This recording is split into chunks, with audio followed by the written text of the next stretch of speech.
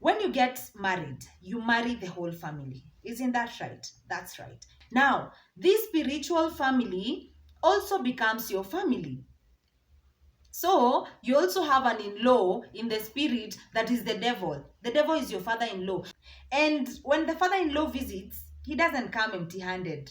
He comes with sickness. He comes with drunkenness. He comes with baggage. He comes with captivity. He comes with slavery. These are the goodies that, and he comes with the entourage. And the entourage is demons.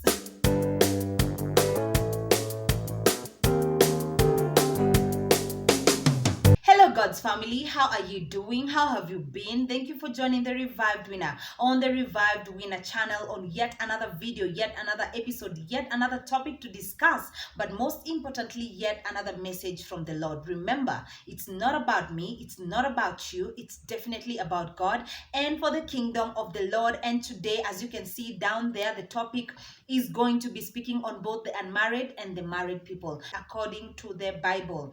I have been looking around social media and I have been seeing people saying that I cannot marry outside my faith because I don't know how to explain to my husband why I am praying in tongues at 3 a.m. to 5 a.m. in the morning. Praise be to God. I cannot marry outside my faith because I don't know how to explain to my wife or to explain to my husband why I am emptying the bank accounts and taking all the money to the Lord. Praise be to God. Now, those are just challenges of social media, and sometimes some people might not know that there's some truth in that actually.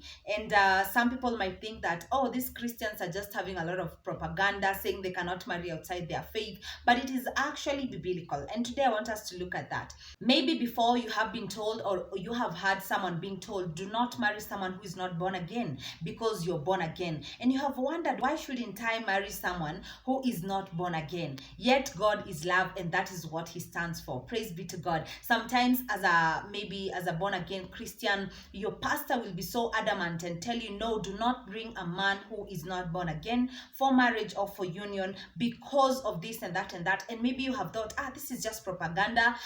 But these people are loved by God, and they are God's children, and so there's no problem marrying someone who is outside my faith. There's no problem marrying someone who is not born again. Maybe as a young person who is unmarried today, you have sat there and thought to yourself, I love this guy, I love this girl, I cannot live without them, so I just want to marry them, and maybe God is going to help me change them. Sometimes you think when you're born again and you're out there casting demons and you're out there, praying in tongues and you're out there moving mountains, you think that, just this guy who is not born again, this cannot be a problem. Let me get married to them and I will change them along the way. Let me tell you, that is not how it is. And let me tell you, we have been called, yes, to spread the gospel. We have been called to cast out demons, but no one has been called to change the other. Only God can change a person. And the only thing you can do is intervene spiritually, intervene in prayer, intervene in fasting and praying for this person. That's the far you can go. But you cannot change someone because you're born again and they're not born again and think that you're going to change them and they'll start living your life. That's a lie. And unfortunately, some men and some women pretend until now they get into marriage. And that's when you realize this guy didn't even love church. This guy was coming to church because he wanted to see me. Praise be to God. Some people you will see, some girls will lie and they'll come to church and get through the services, and as a man you think this girl loves God so much until you get married, and then you realize this was all a facade. So you have to be very careful, and that's why Paul in the Bible spoke about being equally yoked and unequally yoked. Praise be to God. We are going to read 2 Corinthians chapter 6 verse 14, and that's the Bible verse we are going to begin with.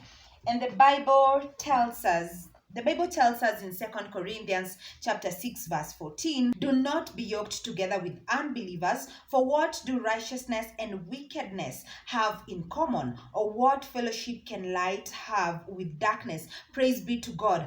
I want us to go very slowly so that we can understand and so that we can know. You're not being told that you cannot marry someone who is not born again because we should hate them. No, that does not translate to hate. That does not mean now that you hate people who are not born again. No, that is not the point. But if you are a Christian and your salvation is past taking milk and taking baby steps, you know exactly what we mean by equally yoked and unequally yoked. So I want us to understand this verse together, and so that we cannot misinterpret it. The Bible tells us, do not be yoked together with unbelievers. Let's explain the word yoke. Do you know what yoked is? I'm going to explain that in two examples. The first example is donkeys that carry luggage. Let's say the donkey is carrying a luggage. They are usually, most of the times, they're usually two of them. They could be three, but mostly there are two of them so that it can make the work easier. Praise be to God. Now, these donkeys are tied around their necks using a hard piece of cloth or a wooden thing that is put across their necks so that they can walk together, so that they can walk in the same pace. Praise be to God. And that's why you see when the rider hits one, they all move together. Praise be to God, because they are yoked together. That's an example of yoked together. The other one is the ox in the fields. When you go to large scale farming, shambas out there, you will see that the ox are tied together. Their necks are tied together, and they are yoked maybe by metallic stuff, or maybe by wooden stuff, or maybe just a hard cloth, just like the donkeys are. And they are used to plow. They plow the farms and they walk together. They walk in tandem and they get the work finished all together. Praise be to God. Now that is equally yoked, because an ox and an ox, a donkey and a donkey. What is unequally yoked? Let me give you an example of unequally yoked. Let's say a donkey is yoked to a dog, and the rider is carrying luggage. What will happen? The dog, first of all, they're not even of the same height. So that's problem number one. Number two, the dog wants to run around, go around there barking and screaming and running and all that. But the donkey wants to carry this luggage and get done with this assignment already. So there's that conflict between them, that the donkey will be like, we need to carry this luggage. And the dog is just like, I don't want to be tied. I want to run around and bark. I want to be free. Dogs, they just love to be all over. Praise be to God. If you go to large scale farming, for example, and you find an ox that is tied together with a zebra, for example, a zebra and an ox. Praise be to God. How will these two work together? How will they plow this shamba? You know that a zebra does not like to get tired. It likes to graze around, to eat, and to just chill under the shades, walk around that is the nature of the zebra, and you cannot do anything to change that nature. And the ox over here is used to plowing. So this ox is looking at the sun and thinking, we need to be done before that sun comes down. So it is an assignment at hand that we must finish. But the zebra is like, no, I want to eat, I want to drink water. I just want to chill. I don't want to do all this work and all this hard stuff. Praise be to God. Now, let's come to human beings. What does yoke mean in this sense? Yoked means coming together in a union, being brought together by a union, a covenant of marriage. That is the yoked the Bible speaks about in 2 Corinthians. The moment you're enjoined to someone and you're married to them, now you are in one union. You have to be moving in the same direction. The Bible tells us that two cannot move together unless they are in agreement. This is the same thing when it comes to marriage. And you're a young person, you are unmarried. Praise be to God. It is good that you find someone who is equally yoked to you. Some verses say, some versions of the Bible say, do not be unequally yoked. You have to be equally yoked to your partner, and that way you can be able to move in the same direction. But if you're not equally yoked, you'll be like the dog and the donkey, you'll be like the zebra and the ox, and you guys are just going to be in conflict all over the place and everything. So some marriages have been going on well, yes. Children have come and they've become adults as well. But in this marriage, you find that to date, 50 years later, 40 years later, 40 years of marriage later, you are still quarreling about why are you coming from church right now. You are still quarreling about why are you going to church on a Wednesday? Why are you praying at night? Why are you waking up at 3? Why are you disturbing us with all the noise of prayer? Praise be to God. Because this person is unequally yoked to the other. Praise be to God. And that is what that happens. This conflict can never be solved because someone who does not understand salvation, someone who is not of the same faith as you, someone who does not understand the effort that is needed in salvation will never understand you in whatever. And imagine you're married to them. The Bible continues to tell us in 2 Corinthians chapter 6 verse 14. Do not be yoked together with unbelievers, for what do righteousness and wickedness have in common? I am throwing that question to you. What do righteousness and wickedness have in common? There is nothing that is common with righteousness and wickedness. Praise be to God. And the other question and the other challenge the Bible is giving us the day of today: or what fellowship can light have with darkness? Praise be to God. Is there any fellowship light and darkness can have? Even in our day to day, there is day and there is night. And the light has to go for darkness to come. Darkness has to go for light to come. So there is no common ground when it comes to that. That's why it's important when you're getting married, as a born again lady, as a born again man, you should always consider someone who is born again, because things of the spirit are much worse. It's better a donkey and a dog that is unequally yoked, because they can be unyoked. Praise be to God, than a man and a woman who are not equally yoked, because these things of the spirit are not easy to explain. You cannot explain some things you go through. You cannot explain some things you hear from God. You cannot explain the fact that God has told you, wake up and go, and I need you to go and start living in a certain county. Praise be to God. You cannot explain the fact that God has told you, go and give someone your car. Praise God. You cannot explain that to your husband. They'll just be like, you're going crazy, you have been brainwashed. Which God is this? You know, we have all these conflicts in homes today.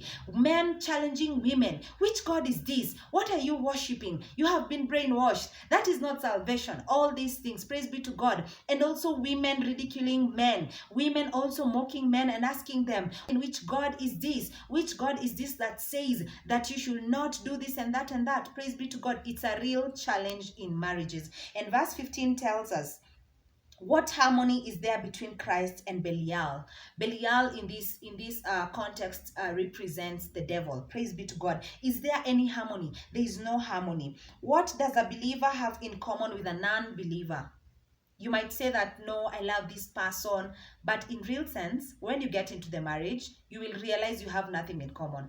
Because when things get tough and you're running to Christ, someone else is running to their tradition.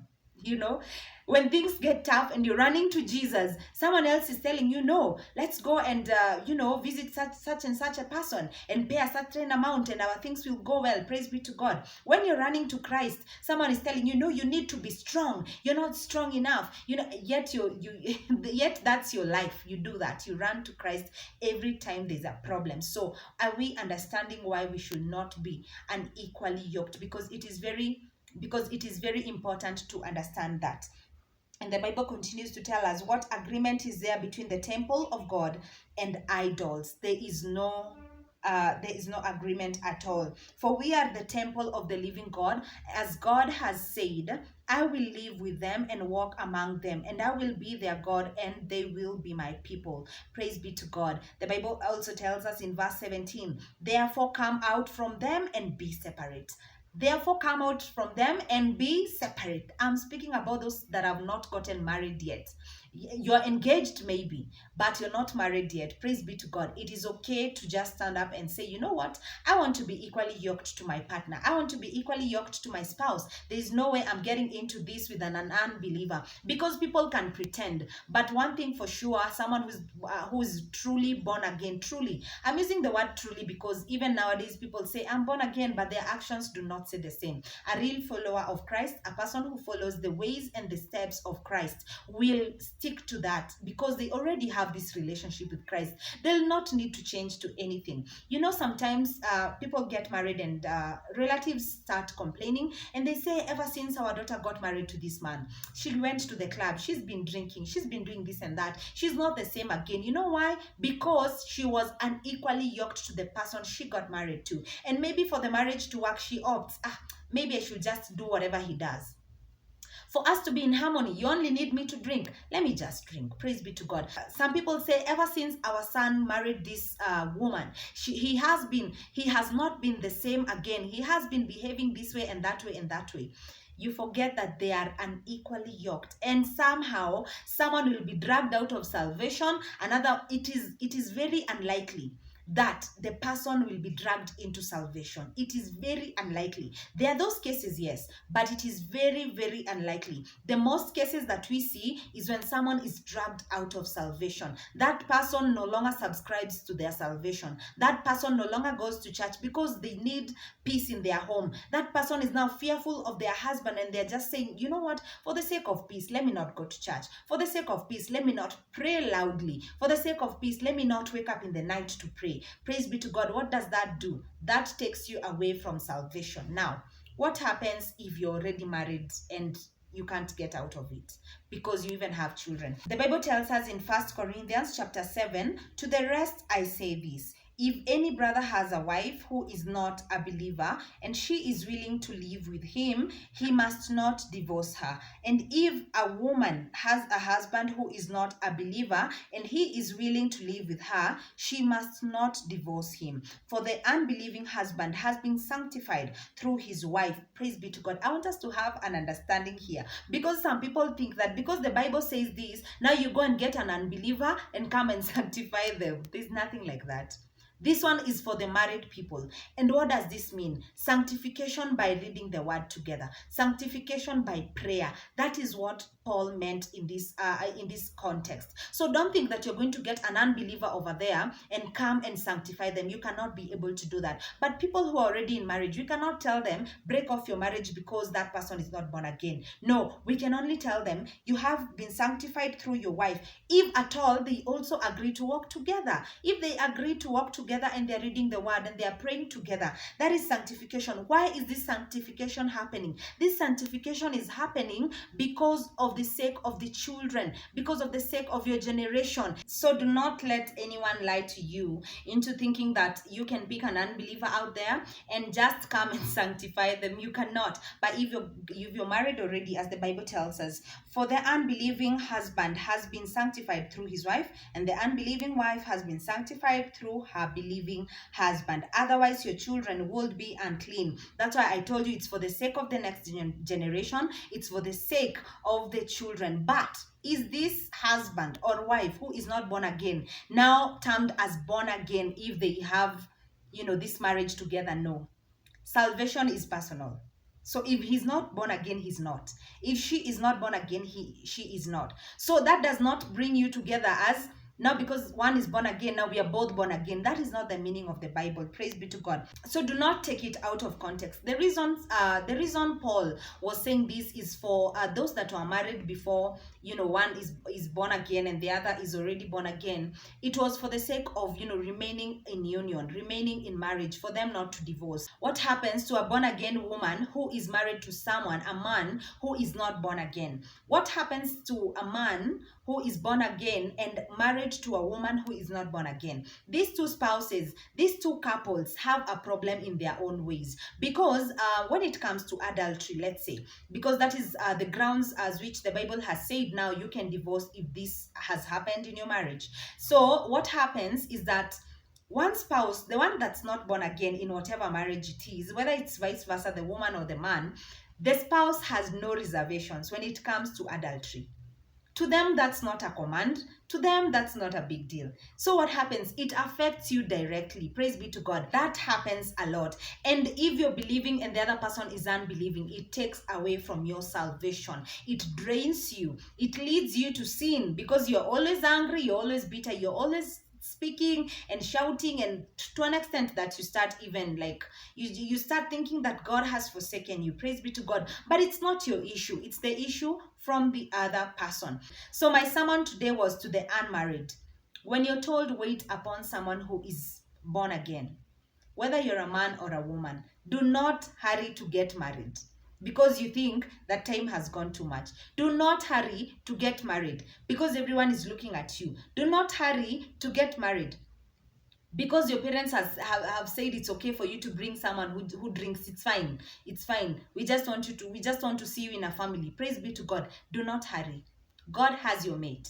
you have to stick there. You have to hold on. You have to remain there patiently waiting, because you do not want to get into a lifetime thing with someone who does not understand your God, with someone who does not recognize your God. You do not want to get yourself into slavery. I will leave you with a revelation that I was listening to another pastor, and the pastor had a great revelation about what happens. Now, you are born again.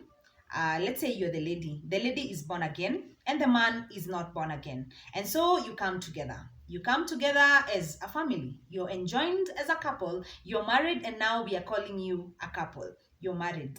Praise be to God. Now, when you get married, you marry the whole family. Isn't that right? That's right. You marry the whole family. That's why we have in-laws. That's why we have family-in-law. Praise be to God. That's why we have a mother-in-law. That's why we have a father-in-law. Now, when you get married to someone who is not born again, what do you marry? You also marry their spiritual family. Praise God.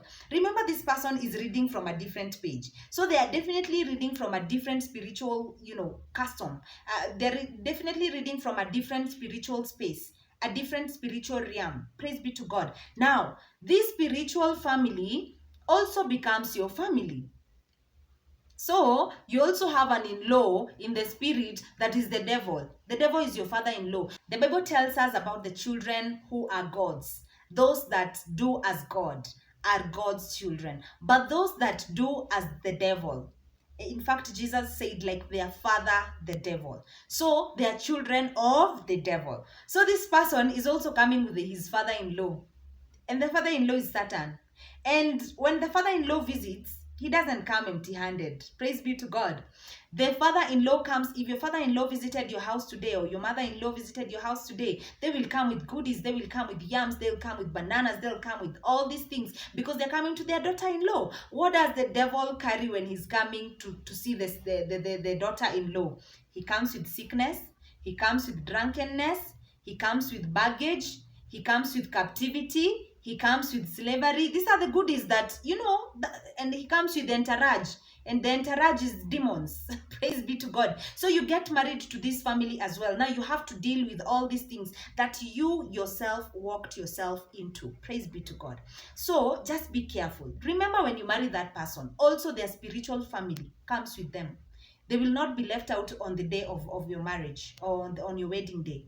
So you have to be very careful to be married to someone who you are equally yoked. Praise be to God. Someone who will understand generational curses. Someone who will be able to fight off captivity. Someone who will be able to rebuke the evil one. Someone who will be able to overcome temptation. Someone who will be able to understand the times and the seasons of the spiritual realm. Praise be to God. Someone who together you will chase 10,000. The Bible tells us that one shall chase 1,000, but two shall chase 10,000. Now, if you have someone who cannot chase, in fact, they're chasing you. Let me not continue with that revelation, because it's very powerful. If you get to understand that, you will not be in a hurry. You will not go looking for men in the clubs. You will not go desperate out there thinking that anyone can marry me, or you man, or as a man, you will not go looking for any lady who you can marry. It's not about being married. It's about being married to the right person, someone who is equally yoked to you. Praise be to God. So thank you so much for watching this video. I hope you have learned something, and I hope that message has gotten deep inside you, as it should. And I hope that message is well understood and not misinterpreted. The will of the Lord is for us to always live in happiness, but sometimes, unfortunately, we drive ourselves to sadness and sorrow, and then we start blaming the Lord. But God's will is for us to live happy, in abundance, and to live such comfortable lives that do not have struggles. Praise be to God. So yeah, there you have it. Thank you so much. Subscribe. Some of you are watching, but you have not subscribed. Kindly subscribe, and then go on to TikTok. I have some sermons there that I do for about 3 minutes, a minute, and you can just, you get away with the word of God just on the go. Praise be to God. So go subscribe, go follow, go to Twitter, go to Facebook, all these places. Praise be to God, and have your word there. Praise be to God. So thank you so much, and God bless you so much. Stay blessed and be equally yoked. Even for friends, be equally yoked to friends who understand what your faith and belief is, who understand your God. And that way you shall be able to walk with no opposition in your camp. Praise be to God. Thank you.